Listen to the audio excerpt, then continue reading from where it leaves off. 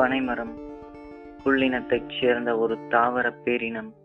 அறிவியல் வகைப்பாட்டில் போரஸ் எனும் பேரினத்தில் அடைக்கப்படுகிறது. முடிமுதல் அடி வரை அனைத்து பாகங்களும் பயன் தரும் பனையை கேட்டதை கொடுக்கும் கற்பகத்தரு என்று அழைக்கின்றனர். பனைகள் பொதுவாக பயிரிடப்படுவதில்லை, இயற்கையிலேயே தானாக வளர்ந்து பெருகுகின்றன. இளம் பனைகள் வடலி என அழைக்கப்படுகின்றன. முதிர்ச்சி அடைந்த பனைகள் ஆண் பெண் என இரு வகைகளாய் அழைக்கப்படுகின்றன. இருவகை மரங்களும் பூ பூக்கும், எனினும் பெண் பனை மட்டுமே காய் காய்க்கும் என்பதால் பெண் பனையை பருவ பனை எனவும் ஆண் பனையை அழகு பனை எனவும் அழைக்கின்றனர். பனைமரங்கள் குறிப்பிடத்தக்க வளைவுகள் எதுவும் இன்றி சுமார் 30 மீட்டர் உயரம் வரை வளரக்கூடியவை.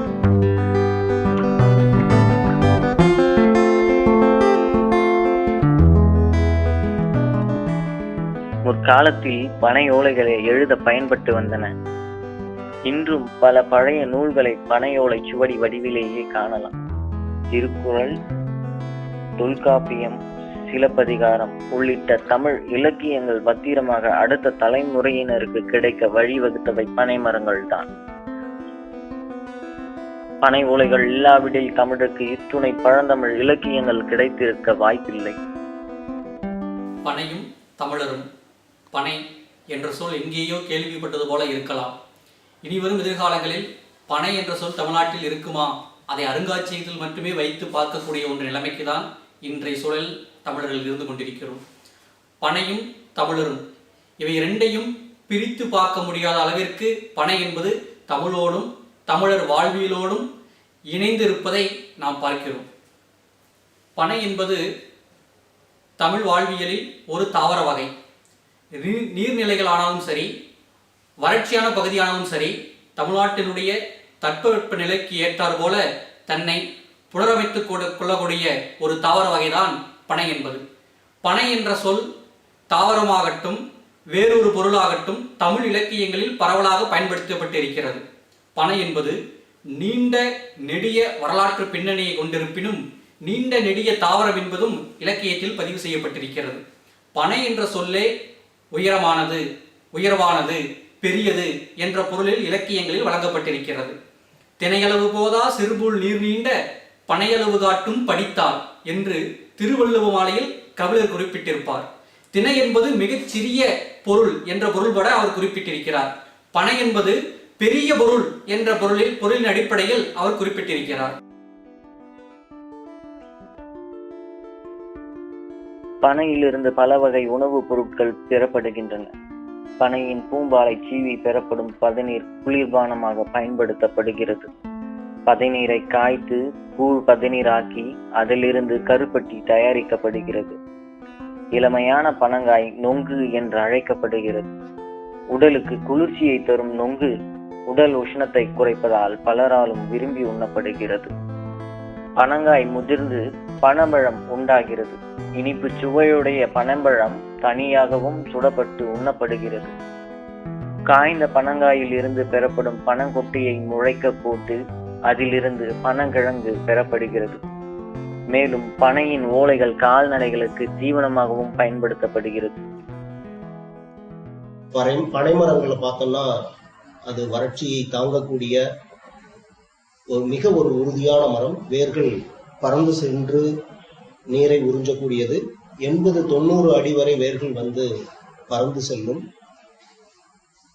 இந்த பனைமரத்தினுடைய மிக முக்கியமான பலன் என்னன்னு பார்த்தோம்னா, அது இயற்கையாவே உரங்களிடாமல் பராமரிக்காமல் நன்றாக வரக்கூடிய ஒரு மரம். அதனுடைய பயன்பாடு, மிக முக்கியமான பயன்பாடு, மண் அரிப்பை தடுப்பதற்கு இதை ஒரு வாய்ப்பாக பயன்படுத்தலாம். ஒரு பனைமரமானது ஓர் ஆண்டில் 150 லிட்டர் பதநீர், 1.5 kg ஈர்க்கு, 8 ஓலைகள், 24 kg பனை வெல்லம், 6 பாய்கள் தருகிறது. மேலும் பனையின் தண்டு வீடு கட்ட உத்திரமாகவும் தூணாகவும் பயன்படுத்தப்படுகிறது. பனை ஓலைகள் கூரை வையவும் பனை மட்டைகள் பட்டிகளில் வேலியாகவும் பயன்படுத்தப்படுகின்றன. இத்தகைய பனை மரங்கள் தற்போது செங்கல் சூளைகளுக்கு வெட்டப்பட்டும் பராமரிப்பு இன்றியும் அழிவை நோக்கி செல்வது வேதனை. கதர் மற்றும் சிற்றூர் தொழில் குழுமம் எடுத்த கணக்கெடுப்பின்படி 10.2 கோடி பனை இந்தியாவில் உள்ளன. தமிழ்நாட்டில் மட்டும் 5 கோடி பனைகள் உள்ளன.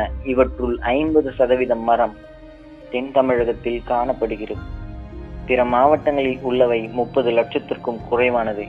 விவசாயத்திற்கு அடுத்தபடியாக பேரளவு வேலை வாய்ப்பு வழங்கும் பனை தொழில் அழிவுக்கு பல்வேறு காரணங்கள் இருந்தாலும் சொந்த மரம் இல்லாததால் பனை மரம் ஏறியவர்கள் வேறு தொழிலுக்கு சென்று விட்டனர்.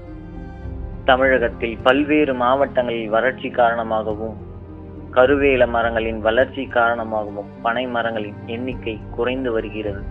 15 வருஷத்துக்கு முன்னே கல் மரம் ஏறின வெட்டி 250 மரமே இங்கே ஏறிந்துங்க. இப்போ படிப்படியாக குறைஞ்சி ஒரு 12 மரமே இங்கே ஏறுறங்க. அதனால் பிரச்சனை என்னன்னா மரங்களும் இல்லை, ரொம்ப பூரா இதாகிடுச்சு. அந்த மரமேங்களுக்கு செய்கிற தொழிலுக்கு இப்போ பெரிய பிரச்சனை. அதனால் இப்போ மரங்க உற்பத்தி ஆனால் தான் நாங்கள் மரம் ஏறுறதுக்கு மரம் ஏறுறது இப்போ வேறு தொழிலை தேடி போக வேண்டியதாக இருக்குது. கவர்மெண்ட்டும் எங்களுக்கு எந்த உதவியும் இது வரைக்கும் செய்கிற மாதிரியும் இல்லை. ஏதோ வேறு தொழிலை தேடி போகிறோங்க. அரசாங்கம் எங்களுக்கு ஒரு ஏதோ இப்போ வருஷம் எங்களுக்கு ஒரு லோன் மாதிரி கொடுத்தாங்கன்னா அதை வச்சு ஏதோ நாங்கள் பொழைச்சிக்கலாம். புள்ளிங்கிளிங்கி படிப்பு அது இது செய்கிறதுக்கு ஏதோ ஒன்று அந்த தொழிலை வச்சு நாங்கள் ஏதோ ஒன்று பண்ணிக்குவோங்க. பனை தொழிலுக்கு முக்கியத்துவம் அளிக்க வேண்டும். பனை பொருட்களை சந்தைப்படுத்துதலுக்கு அரசாங்கத்தின் தலையீடு அவசியம் என்பதே பனை தொழிலாளர்களின் வேண்டுகோளாய் உள்ளது. பனவெல்லம் தயாரிப்பு 15 வருஷமா தொடர்ச்சியாக செஞ்சுன்னு வரங்க. இந்த பீரியடு முடிஞ்சிருச்சுன்னா அடுத்த பீரியடு எதுவும் கிடையாது, சும்மா தான் இருக்கிறோங்க. சும்மா இருக்கும்போது எங்களுக்கு ஏதாச்சும் கவர்மெண்ட் மூலம் ஒரு தொழில், இந்த பனை மரத்துலேயே ஒரு விசிறி, இந்த பொம்மைங்க, கூடைங்க, நிறைய பொருளுங்கள்லாம் உற்பத்தி ஆகுதுங்க. தருமபுரியில் அதுக்குன்னு சென்டர் இருக்குது. அது மூலம் எங்களுக்கு ஏதாச்சும் அந்த பயிற்சி கொடுத்து எங்களுக்கு ஒரு வருமானத்தை பெருக்கி கொடுத்தாங்கன்னா கவர்மெண்ட்டுக்கு நல்லா உதவியாக இருக்கும், எங்களுக்கு நல்லா உதவியாக இருக்கும். இது வரைக்கும் எங்களுக்கு உயிருக்கு பாதுகாப்பானது காப்பீடு திட்டமோ இல்லை இந்த இன்சூரன்ஸோ எதுவுமே கிடையாதுங்க. ஏதோ ஏறுறங்க உக்கார நைட்டில் 4 மணிக்கு ஏறுறாங்கன்னா ஒரு தவம் செய்யும். எத்தனையோ பாதிப்பு அனாமத்தான வேலை, எந்த ஒரு பாதுகாப்புமே எங்களுக்கு கிடையாது. அது மாதிரியெல்லாம் செஞ்சால் எங்களுக்கு நல்லது தான் செய்யணும் அரசாங்கம். America, Britain, German, Italy, Belgium போன்ற நாடுகளுக்கு பனை பொருட்களை ஏற்றுமதி செய்வதன் மூலம் இந்தியாவிற்கு ஆண்டுதோறும் ரூபாய் 200 கோடிக்கு மேல் அந்நிய செலாவணி கிடைக்க வாய்ப்புள்ளதாக அறிஞர்கள் கூறுகின்றனர். இன்றைய சூழல்ல பனைமரங்களுடைய எண்ணிக்கை மிக மிக குறைந்து காணப்படுகிறது. விவசாயிகள் வேறு பயிர்களை செய்வதற்காகவும் தென்னை மரங்கள், முக்கியமாக பணப்பயிரான தென்னை மரங்களை அதிக அளவு நடுவதற்காகவும் பனை மரங்களை வெட்டி சாய்ச்சிட்டாங்க. அதனுடைய விளைவு பனைமரம் என்ற இனமே அழிந்து கொண்டிருக்கிறது. நம்ம எப்படி இதிலிருந்து நம்ம மீட்டெடுக்கிறது அப்படின்னு பார்த்தோம்னா, நம்ம குறுகிய அளவில் தமிழகம், இந்தியா என்ற அளவில் மட்டும் நம்மளுடைய சிந்தனையை நிறுத்தாமல் உலக அளவில் பனை பொருட்களுக்கு விற்பனை வாய்ப்புகள் இருக்கின்றனவா அப்படின்னு பார்க்கலாம். முக்கியமாக சொல்ல போனால் பதநீர் அல்லது கல், நொதிக்காத கல், இந்த இரண்டையும் ஆற்றல் பானமாக, எனர்ஜி ட்ரிங்க்னு சொல்றோம் இல்லையா, ஆற்றல் பானமாக மாற்றி உலக நாடுகளுக்கு ஏற்றுமதி செய்வதற்கான வாய்ப்புகள் நிறைய இருக்கின்றன. இது இல்லாம பார்த்தீங்கன்னா நம்மளுக்கு சர்க்கரைக்கு மாற்றாக பனங்கற்கண்டு, பனங்கட்டி, பனஞ்சீனி இவைகளை சர்க்கரைக்கு மாற்றாக உலக நாடுகளுக்கு ஏற்றுமதி செய்வதற்கான வாய்ப்புகள் இருக்கின்றன. கைவினை பொருட்களை பொம்மைகளாகவும் வேறு பயன்படக்கூடிய வீட்டு உபயோகப் பொருட்களாகவும் மாற்றி உலக அளவுக்கு ஏற்றுமதி செய்வதற்கான வாய்ப்புகள் இருக்கின்றன. அப்ப ஏற்றுமதி செய்வதற்கு இவ்வளவு வாய்ப்புகள் இருக்கு. பல 100 கோடி பெருமானம் உள்ள அந்நிய பொருட்களை விற்க முடியும். அந்நிய செலாவணி இதன் மூலம் இந்தியா ஈட்ட முடியும். பல ஆயிரம் இளைஞர்களுக்கு நேரடியாகவும் மறைமுகமாகவும் மறைமுக வேலை வாய்ப்புகளை இதன் மூலம் உருவாக்க முடியும். தமிழ்நாட்டின் அடையாளமான பனைமரம் ஒவ்வொன்றின் வீழ்ச்சியும் தமிழ் கலாச்சாரம், பண்பாட்டின் வீழ்ச்சிக்கு அடித்தளமாகும். தமிழுக்கும் தமிழருக்கும் வாழ்வாதாரமாக விளங்கிய பனை மரங்கள் இன்று அருகி வரும் ஒன்றாக கருதப்படுகிறது.